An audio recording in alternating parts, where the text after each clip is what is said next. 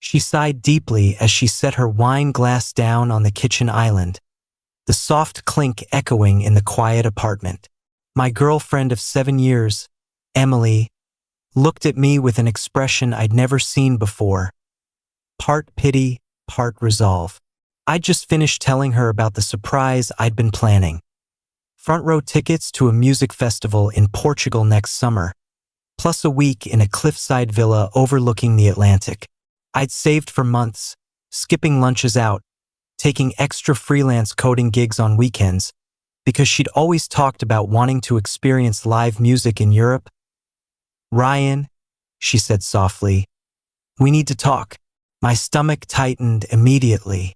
Those words were never good, especially not after I'd just laid out something I thought would make her eyes light up the way they used to.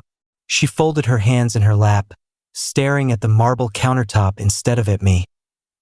"I've been thinking a lot lately," she continued, "about us, about what I want, and I don't think we're heading in the same direction anymore." I set my fork down, the pasta I'd cooked suddenly tasting like cardboard. "What do you mean?" She finally met my eyes. "I care about you. A lot. You've been amazing to me.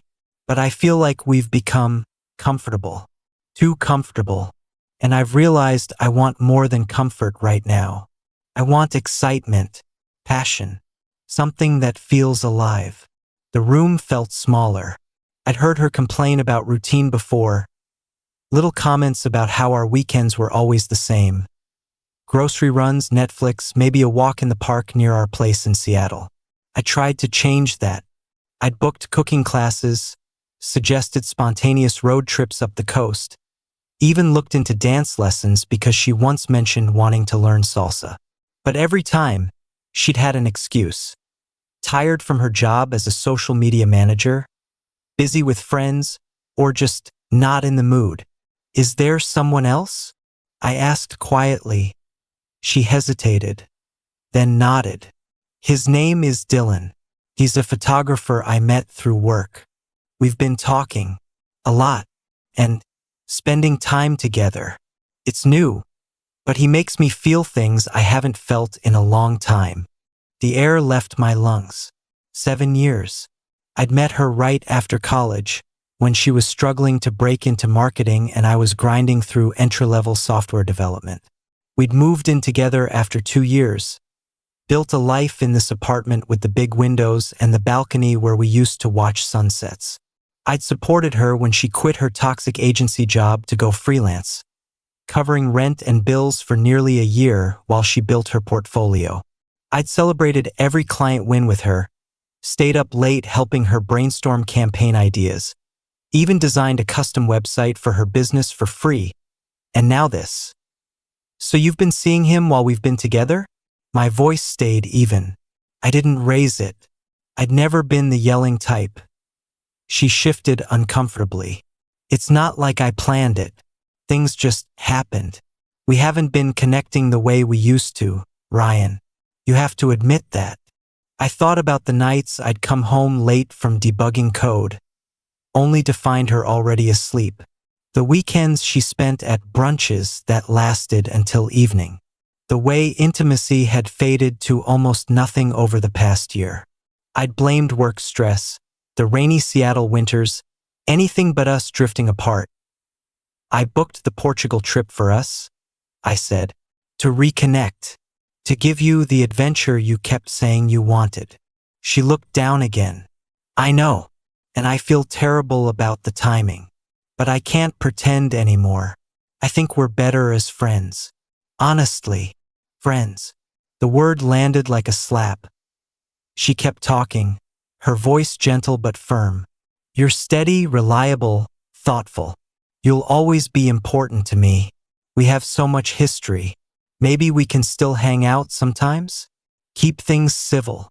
I stared at her, trying to process. She just admitted to seeing someone else, ended our relationship, and now wanted to stay buddies. Like none of it mattered. "And the trip?" she added quickly. "You already put down the deposit, right? It's non-refundable. I'll pay you back my share eventually, I promise. But maybe we could still go?" As friends, it would be a shame to waste it. There it was. The assumption that I'd still fund her vacation. Even after she'd chosen someone else, I took a slow breath. No, she blinked. No to what? No to staying friends. No to the trip together. No to pretending this is okay. Her mouth opened slightly, like she hadn't expected resistance. Ryan, come on. Don't be like that. We can be adults about this. I am being an adult, I said calmly. I'm accepting your decision. But friendship isn't something I can offer right now. And the trip was for us. Since there's no us anymore, I'll figure something else out. She looked almost confused, like my lack of anger was throwing her off script. You're really just okay with this? I'm not okay, I admitted. But I'm not going to fight you on it. You've made your choice. I stood up, cleared our plates, and started washing them in the sink. She watched me for a moment, then grabbed her purse. I'll stay at Sarah's tonight, she said. Give you some space. I nodded without turning around. That's probably best.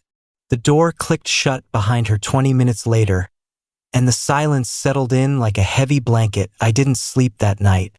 I sat on the balcony with a beer, staring at the city lights, replaying every moment I'd missed. The late nights she claimed were work events. The way she'd light up talking about Dylan's travel photos from Morocco and Iceland. The gradual shift from we to I in her conversations about the future. I'd always thought my steadiness was a strength.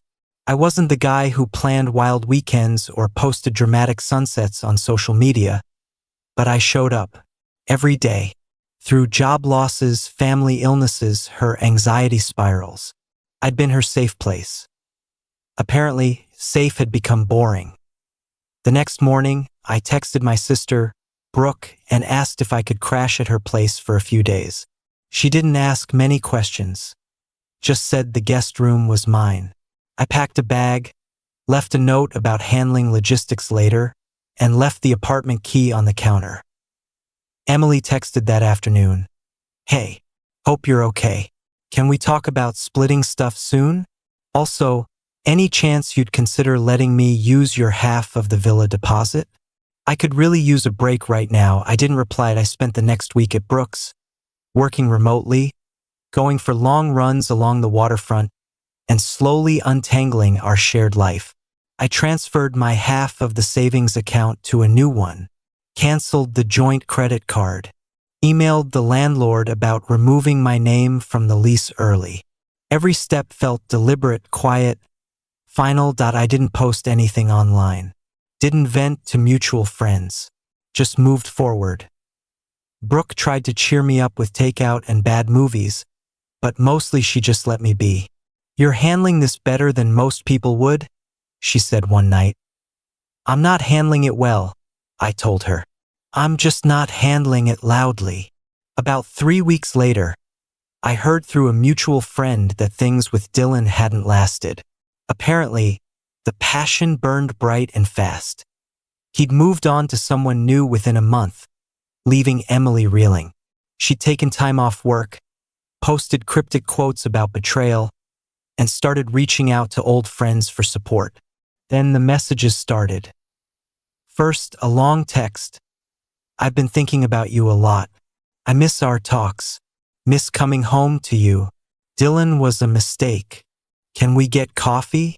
As friends? I left it on read. A few days later, a call from her mom. Ryan, sweetheart, Emily's struggling. She knows she messed up. Maybe give her another chance? You two were so good together that I politely thanked her for her concern and ended the call. Then Emily showed up at my office building one afternoon.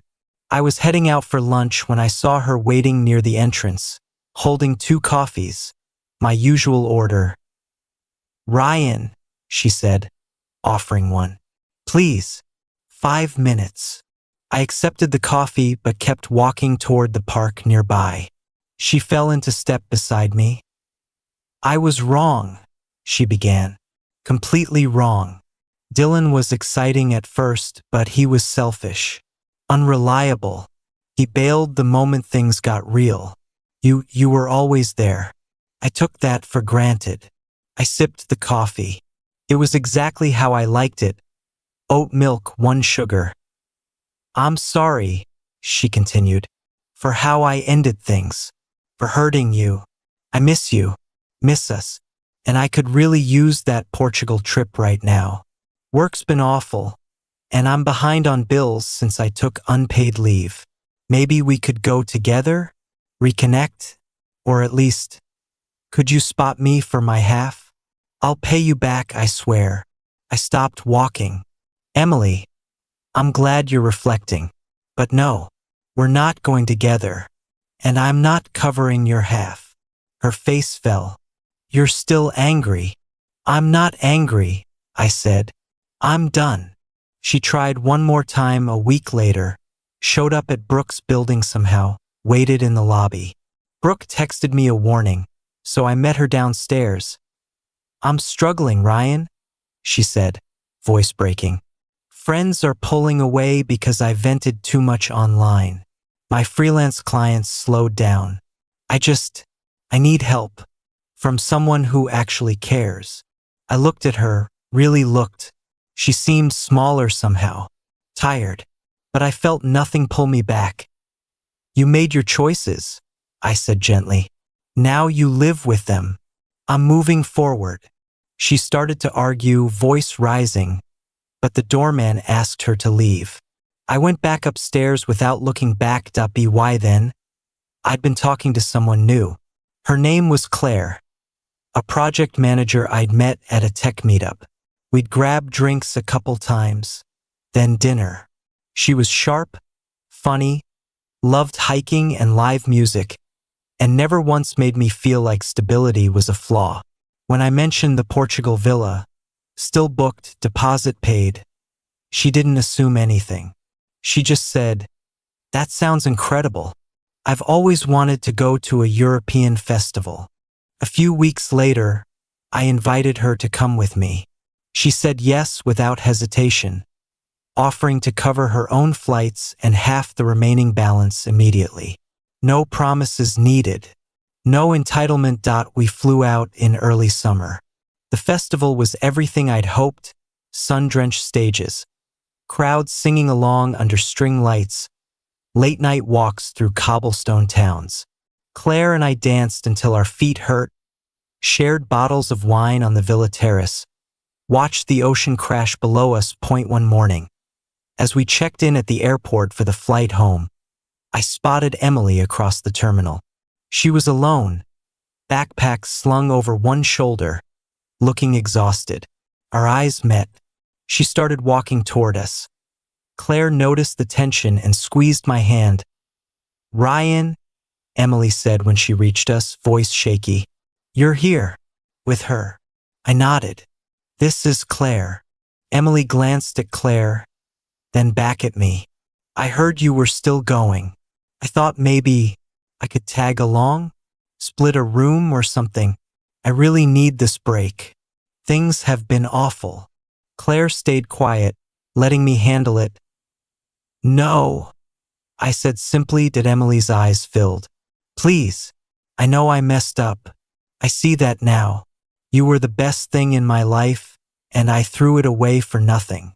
I'm sorry, truly." A few people from our old friend group were nearby, waiting for the same flight. They watched quietly. "I appreciate the apology," I said, "but the answer's still no. I've moved on. I hope you find your way, Emily. Take care." She started to protest, voice rising, but I turned away. Claire and I walked toward security. Hand in hand as we boarded. I glanced back once. Emily stood alone in the terminal, watching us go on the plane. Claire leaned her head on my shoulder. "You okay?" I smiled. "Better than okay." The photos from that trip, us laughing on cliff paths, dancing under festival lights, sharing sunrise coffee on the balcony, went up on my private Instagram later. Mutual friends saw them. Word got around that I never heard from Emily again. Sometimes the quietest endings are the strongest ones. Kindness isn't weakness, and the best way to move forward is simply to keep walking toward something real.